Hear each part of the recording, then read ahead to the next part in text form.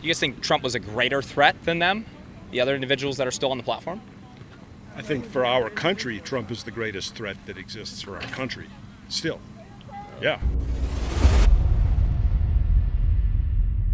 Is the possibility of Elon Musk buying Twitter, you think that's a good thing or a bad thing? What do you think? Haven't read much into it, Okay. but I think anything that he touches equals freedom. It's crazy. Okay. It's insane. It's very stupid, and it's not in the best interest of anybody who uses Twitter. He's just doing it to feed his ego. What do you think? It's crazy. Well, I'll second that. I don't know what his qualifications might be for buying Twitter, for owning Twitter. Well, I think it's a good thing. I think it's, freedom of speech. I think he could make a big difference, but I think he's going to get pushed out of it for sure. I'm all for it. He's an entrepreneur. He's intelligent. He's looking to purchase Twitter. He made an offer that's well over what the company's valued at. Right. And he wants to restore free speech on the platform. Obviously, Twitter is a major, Was that the reason flow why of he wants to information buy when it? it comes to American media.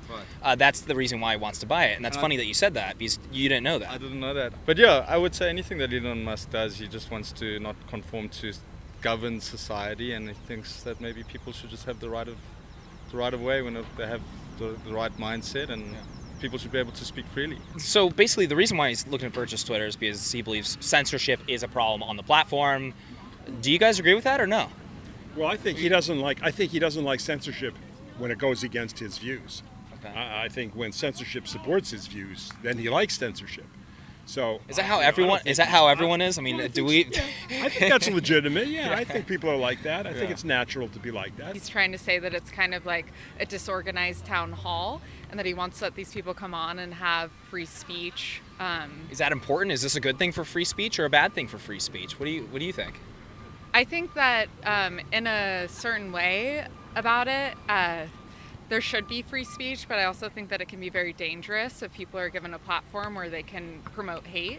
I mean, it's tough to figure out where to draw the line. I have no idea what he would do if he were able to take the reins, but I love that it's keeping them on their toes. There you go. Okay, big tech on their toes. Yeah, man. It's freedom of speech. Listen to both sides of it. Yeah. Right now, we're one-sided. Yeah, Do you think they're favoring the left? Like What Twitter? what do you think? Yeah.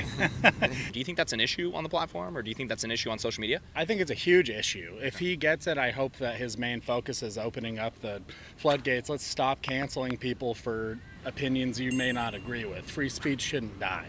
It should be more valued now than ever, now that everybody has a voice online. You have your video, I have my Twitter account, anybody can go say anything. And I think it's the most important time to realize the most important thing is to let people speak that you don't like and disagree with, because then everybody has their fair share. And I think that if Elon gets us to that point, then I'm all behind it. But The people currently have a system in place, so now we're just gonna just because it's something different or from a multi-billionaire and trusted, so to speak. For now sure, we're a just lot of it's on keeping that trust. blend. A lot of it's trust there, for sure. I think a lot of people kind of have the perspective of, hey, things are bad.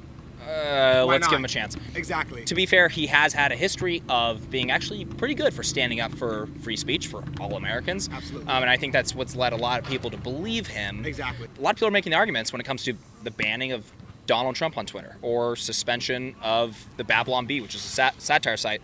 But they keep on people like Iran's supreme leader, Cuba's dictator. Do you guys think there's inconsistencies with censorship on the platform? Well, I don't think there's equivalence. I mean, I don't think censoring the leader of Iran is the same thing as censoring, a candidate or a person who's representing some real human value or worthwhile cause. It's not the same. It's not equivalent. Do you guys think Trump was a greater threat than them, the other individuals that are still on the platform? I think for our country, Trump is the greatest threat that exists for our country. Still.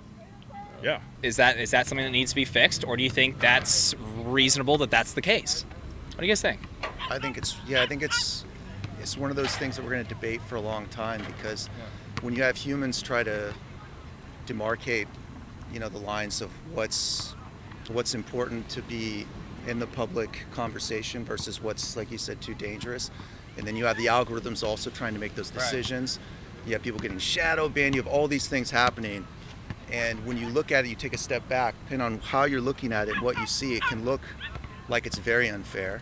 You can't really strike a balance. You know, Yeah. between, like you said, you can see this one group of people that's being, you know, censored, and you see another group of people or an individual. They're doing the exact same thing, but it's a different message, and those, for whatever reason, they've been able to pass through. Look at the political party power they had last election. For sure. Yeah, they shut down lots of people. You know. Yeah, there was They running for office that they even took off. Right. Couldn't even put their opinion on, you know, what they were running for. one of the more noteworthy ones was New York Post being suspended for releasing their article talking about Hunter Biden before the election. That was one of the more noteworthy ones. Yeah. A lot of people have brought up that maybe if Elon Musk is successful in purchasing Twitter, Elon Musk would bring back Donald Trump to be, allow him to be on the platform.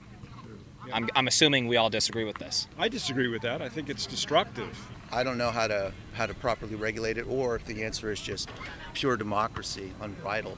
But again, that's why a brilliant genius like Elon Musk could step in and potentially have an answer to make it better, because right now it's a complete mess. There's a lot of Democrats that are pushing back against this when it comes to him buying the company. Okay. A lot of prominent Democrats. MSNBC, Katie Tur was saying it's going to be awful for the country if he succeeds in this. Why do you think Democrats are pushing back on this?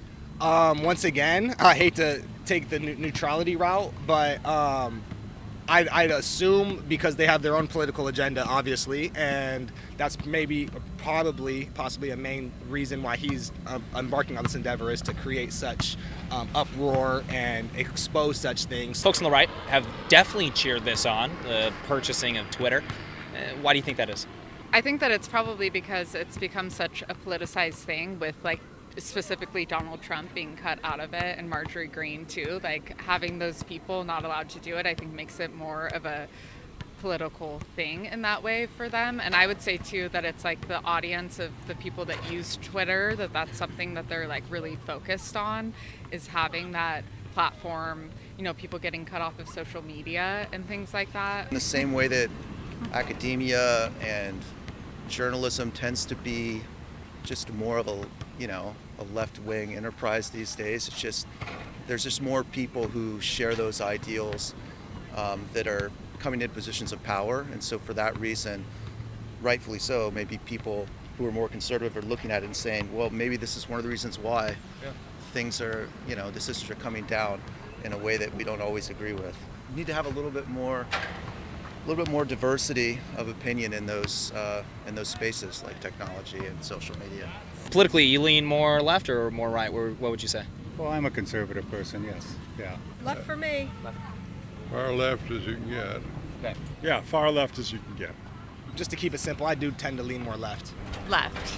Yeah, definitely. I swaddle the line, and I definitely oscillate, but probably a little more left of center. All right, everyone, that is it for today. We got a lot of mixed responses, but let me know what you guys think down in the comment section below. Is it a good thing or is it a bad thing if Elon Musk buys Twitter? If you guys enjoyed this video, please hit that like button, make sure to subscribe for more videos, and hit that bell notification button so you're notified next time I post. We'll see you next time.